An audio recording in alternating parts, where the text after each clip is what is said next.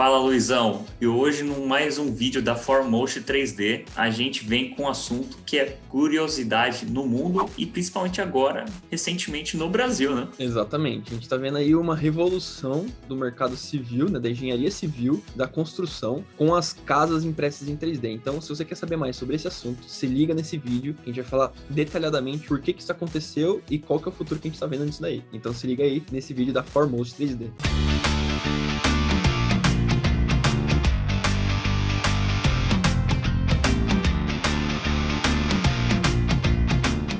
No passado, a gente pensava que impressão 3D simplesmente era um caixotezinho que imprimia peças decorativas em impressão 3D. Hoje, a gente vê que existem N nichos com impressão 3D, né, Luizão? Exatamente. E um deles que começou a ser muito explorado ultimamente, a gente tem visto cada vez mais notícias ao redor pelo mundo e pelo Brasil, que a gente vai falar aqui hoje, é o mercado de construção civil. Então a gente está vendo cada vez mais tecnologias aplicadas para construções de casas por impressão 3D.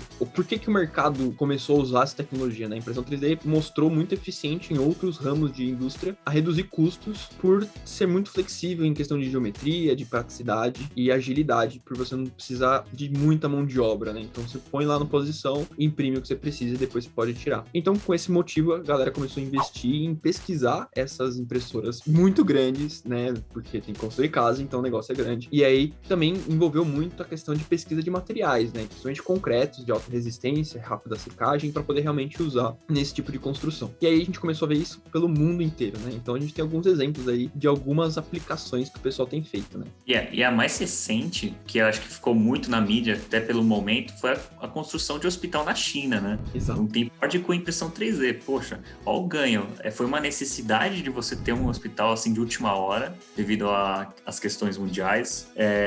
Foi a questão de você ter um custo menor, porque realmente você tem uma descarga muito grande de dinheiro quando você quer fazer uma edificação em menor tempo, né? E a acessibilidade, né? De você já ter ela pronta entrega, assim, em 24 horas, né? Exatamente. Eles têm feito muito algumas maneiras, né? Ou imprime no local a construção e já imprime no formato que ela vai ficar. E tem algumas empresas que têm feito, você imprime partes, né, da casa ou do edifício que você vai fazer e depois você simplesmente vai com guindaste e coloca eles nas posições como se fosse um pré-moldado, né? Então, existem vários tipos dessa maneira, né? A gente vê, tem algumas empresas no mundo estão pesquisando diversas tecnologias, né? Então a gente tem casas e bairros impressos ou planejados nos Estados Unidos, então diversas startups nos Estados Unidos já fazendo isso. Na Europa, Portugal, Itália, tem diversas empresas que também já estão construindo casas. No Brasil, a gente tem uma startup também já desenvolvendo isso, a gente vai falar um pouco mais sobre ela. E também a gente está vendo diversas outras empresas pesquisando outros tipos de tecnologia, né? Então começou simplesmente com concreto, mas recentemente a gente viu que foi feita uma tecnologia que usava argila e fibra de cana e banana para dar resistência. Essas casas, óbvio, tem algum limite de modelo arquitetônico por causa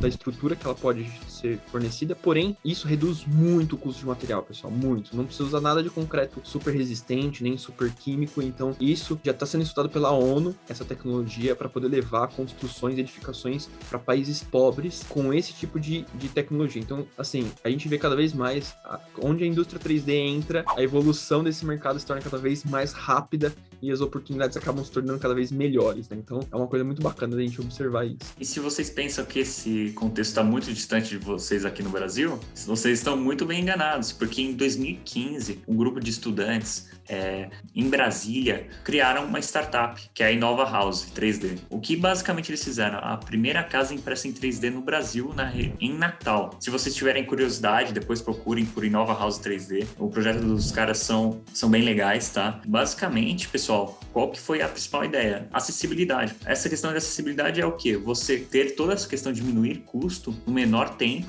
e começar a agregar valor para pessoas mais carentes. Imagina, uma pessoa que não tem tanto acesso, você precisa de uma moradia, o governo também não tem tanta possibilidade de investir dinheiro nesse tipo de acessibilidade, mas com a impressão 3D a gente abre uma porta para ganhar tempo, para diminuir custo e quem sabe no futuro você conseguir atender uma parcela muito grande da população que precisa estar pronta em entrega. Agora, aí vai uma curiosidade, tá? Se vocês pensam que impressão 3D elas ficam limitadas a um tamanho, impressão 3D é só para uma casa, acho que para um sobrado não daria. Impressão 3D não tem limites, tá, pessoal? Falando um pouquinho até da parte técnica, quando a gente imagina impressão 3D hoje, obviamente que a gente se limita àquela aquela caixinha, aquele cabeçote andando. A ideia é parecida, tá? A única coisa que vai mudar nesse tipo de tecnologia, pessoal, é que você vai ter um concreto, vai ter, por exemplo, esse material de argila, mais argiloso que o Luiz falou. Os materiais hoje não são empecilhos para você criar uma tecnologia 3D, tá, pessoal? E nem o tamanho disso. O que basicamente a tecnologia de impressão 3D quer propor é a questão da manufatura aditiva. Você está adicionando material e fazendo aquela moldagem, no caso das casas, para você ganhar tempo, para você já ter um formato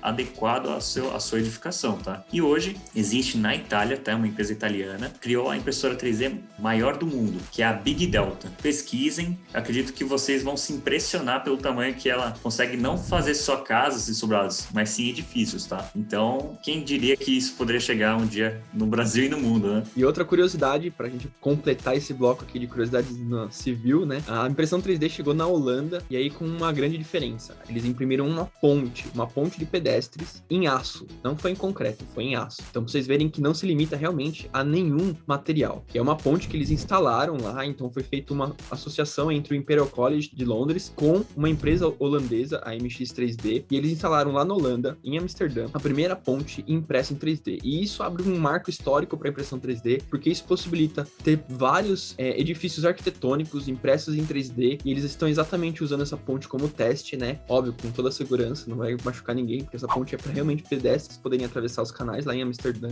E eles estão estudando exatamente a resistência dos formatos, de geometrias e materiais que são usados na impressão 3D, posto em prática, né? Então isso tem crescido cada vez mais, esse mercado civil não se limita simplesmente a só em casas. Então a gente tá vendo que a aplicação está se estendendo, bem provável que vai ter daqui a pouco muito mais prédios arquitetônicos, porque a impressão 3D possibilita diversas geometrias que às vezes seria muito difícil se fazer com os meios tradicionais de engenharia civil. É muito bacana, depois dá uma olhada, dá uma pesquisada sobre essa ponte impressa em 3D. Foi uma festa lá, o pessoal tá muito contente. O pessoal de mercado 3D, que nem a gente, também fica muito orgulhoso de ver esse mercado crescendo cada vez mais. Então, se vocês têm outras curiosidades, querem saber alguma coisa, ou vocês sabem alguma coisa que a gente não falou aqui no vídeo, deixa aqui no comentário. Se vocês curtiram, dá um like, se inscreve no canal, não se esqueça de ativar as notificações e a gente se vê no próximo vídeo da Formoso. Isso aí, pessoal. Valeu!